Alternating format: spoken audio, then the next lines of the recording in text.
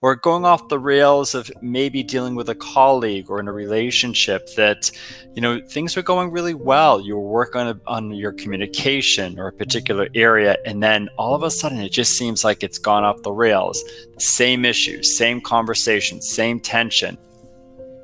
Hello, and welcome to Soulfully Speaking. I'm your host, teacher, and guide, Brian Bachand, and it's a joy to have you here. And this particular episode is one that I think every single person in the world can relate to. How do you get back on track when life just goes off the rails?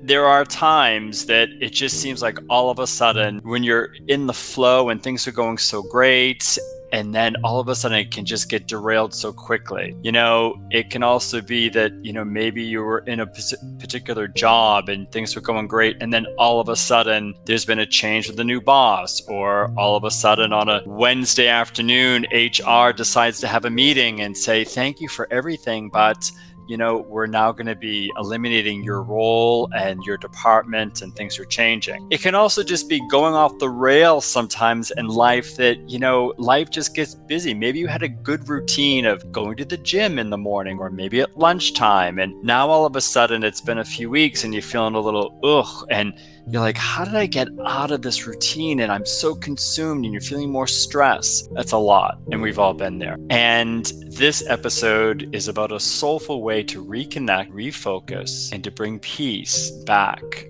to get back on track.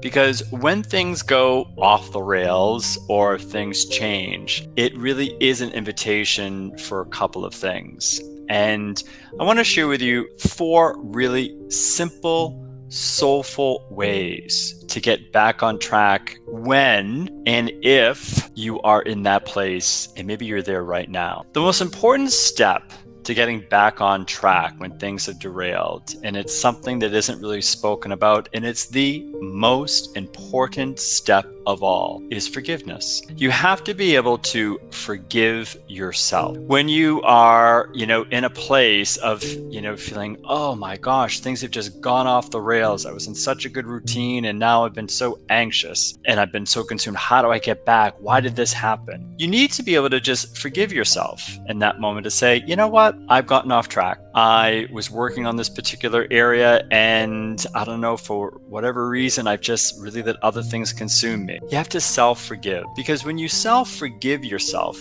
and it's not always easy, and that's why it's the most important step of this whole process, it gives you the sense of recognizing, A, I'm human. B, I'm still growing and evolving. And C, this is an opportunity to come back. And forgiveness is so important, because when you say, I forgive myself that I was really been off track for a few weeks and, working out, and now I've, was eating more, and, I've let work overtake me, and I'm not feeling good, and I'm being a little more impatient.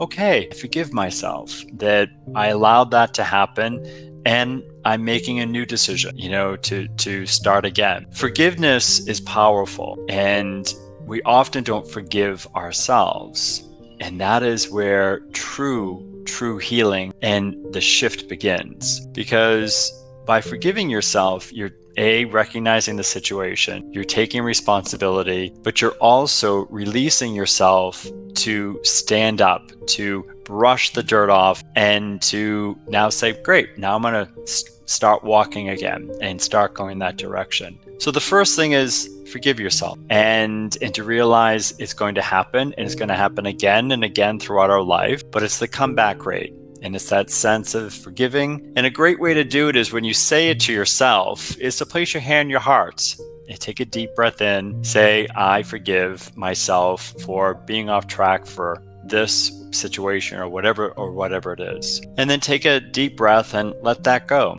The next step after you've forgiven yourself is to really ask yourself in an open-ended way, why?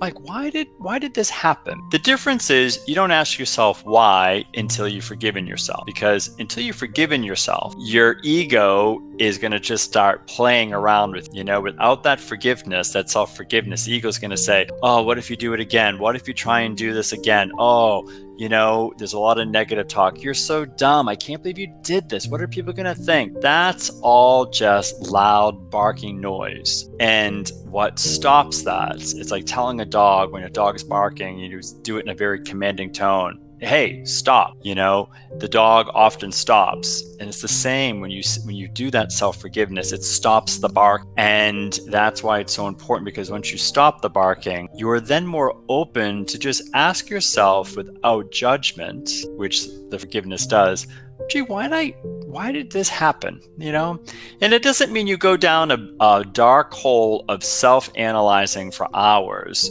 and thinking, oh, why did I do this? And this was this and this was that. It's simply a very quick moment of closing your eyes and just listening to, why do I believe this happened? And you may get something that will pop up to you right away. I let time overtake me. I haven't been meditating. I, started to focus on, scrolling on my phone in the morning when I got up instead of just getting up and going to the gym like I had been doing. And I just had it developed a habit. It can just simply, it's important to ask that, because it enables you sometimes to get to the root, to see, this is the reason why. Now, if something doesn't come up, that's also okay. And don't worry, like, I don't know why. Just say, wow, okay, I celebrate that I am taking the new action. You'll be amazed. Sometimes it's a day or two later, something will come to your mind like, now I know why I kind of went down that slippery slope and allowed that. Then you also say, I celebrate that. I celebrate that I recognize why I was, kind of allowing that to take place. The third beautiful, soulful step, trying to get back on track for whatever it may be, is to take the pressure off with trying to go 100 miles an hour to get back up to speed and where I want to go. Because when you try and jump back in 100%, you're not all there yet. So go easy. Just give yourself the space to ease back in. And the old way of whatever you were doing probably may just take a little bit of time. Maybe you have to tweak it a bit. So give yourself some space to ease back in. And if after a couple of days or you're working on things and things are going well, you could always increase or whatever that may be. But go gentle. And that is when you're often in flow, because that is where there'll be an easier way of how to navigate that.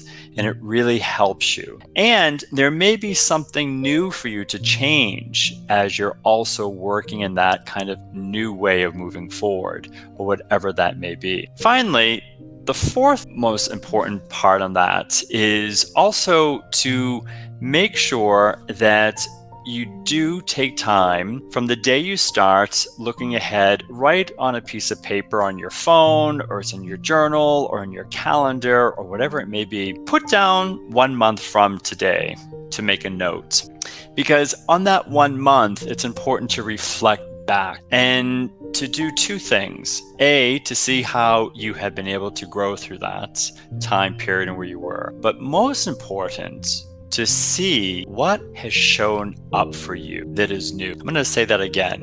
It's important to reflect on what has shown up for you that's new. When you forgive yourself, when you celebrate the sense of, I have a deeper sense of why I'm doing that. When you allow the time to rebuild, the time to put in again what you wanted to get back on and to re-enter. Oftentimes, there will be something new that you will learn about yourself. There'll be something new that will show up. There'll be something new that you didn't see before. Because oftentimes that what is showing up for you is really something that is trying to deepen even more in your life from a very soulful perspective. It may be something about you and your persona, maybe something about you and the way you've grown to handle something that's trying to show you where you are and your strength, and also where you continue to be. So it's a beautiful way to pay attention to that. And it's also kind of a milestone moment to reflect back on. Life is always going to be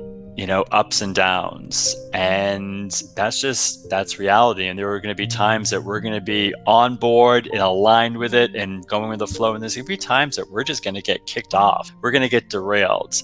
And whether that's just because it's something that's shocking that's happened to us and we don't know how to react and how to be present to it, It could also just be something that we've done or allowed to happen. But whatever it is, it's always an invitation to celebrate and see that it's not negative, but it's actually for your highest growth. And there's something powerful there that is trying to help you move forward. And it's also one of the greatest ways to also love yourself and have compassion. Because when you have self-compassion for what you're growing in, you are able to bring that more deeply in your relationships with your spouse, with partners, with colleagues, with siblings, with those neighbors that maybe across the street that you just find super annoying because the way they do something or the way they leave something in their yard, whatever it might be. That self-compassion for your own growth allows you to be compassionate for others who are also growing, because that awareness is truly what brings us the light and how to move forward. I can't wait to have you back. I wish you a beautiful week. Take care, and I'll see you very soon.